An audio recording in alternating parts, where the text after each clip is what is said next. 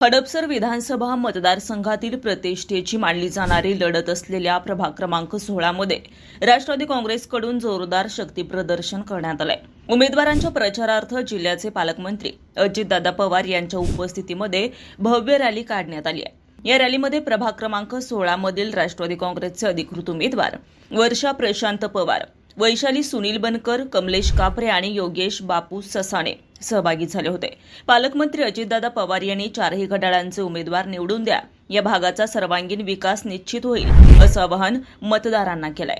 या प्रचार रॅलीमध्ये हडपसर विधानसभा मतदारसंघातील पदाधिकारी, कार्यकर्ते, महिला आणि युवक मोठ्या संख्येने सहभागी झाले होते। यावेळी उमेदवार योगेश बापू ससाणे यांनी ठाम शब्दात भूमिका मांडत सांगितलंय, अजितदादा हे कामाचे माणूस आहेत आणि आमचे चारही उमेदवार हे तुमच्या हक्काचे माणूस आहेत।